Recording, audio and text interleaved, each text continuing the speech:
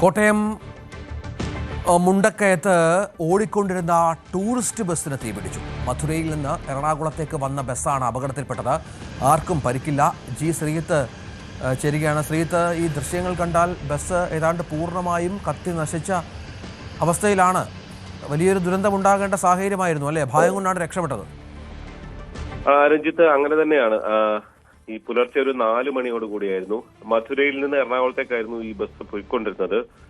കോട്ടയം സ്വദേശികളുടെ മോക്ഷ എന്ന ടൂറിസ്റ്റ് ബസ്സാണ് ഈ അപകടത്തിൽപ്പെട്ടത്. മുണ്ടക്കയം ടൗണിലെത്തിയപ്പോൾ ഈ ബസ്സിന് തീ പിടിക്കുകയായിരുന്നു.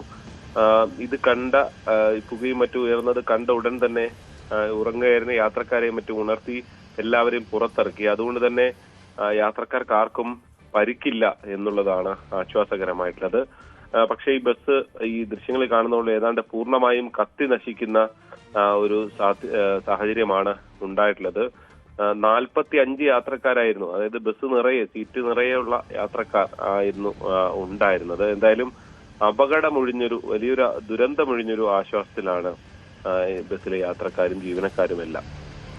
ഈ യാത്രക്കാരൊക്കെ ഒരു നോർമൽ പെട്ടെന്നൊരു അപകടം ഉണ്ടാകുമ്പോൾ സ്വാഭാവികമായും പരിഭ്രാന്തരാകും. അത് ഇത്ര വലിയ അപകടമാണ്, അവരൊക്കെ ഒരു നോർമൽ നിലയിലേക്ക് എത്തിയോ? എന്താണ് അവരുടെ അവസ്ഥ?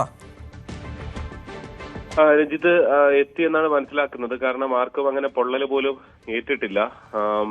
ഈ ഉണ്ടായ ഉടൻ തന്നെ വളരെ വേഗത്തിൽ തീ പിടിക്കുന്ന നിലയിലേക്ക് കാര്യങ്ങൾ, പുകയൊക്കെ ഉണ്ടായ ഉടൻ തന്നെ ജീവനക്കാർ ഇടപെട്ട് ഇവരെ പൂർണ്ണമായും പുറത്തേക്ക് എത്തിച്ചിരുന്നു.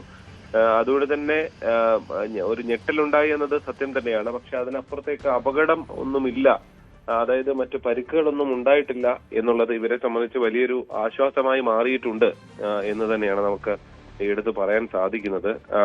ഏതാണ്ട് പുലർച്ചെ 4 മണി സമയമാണ്.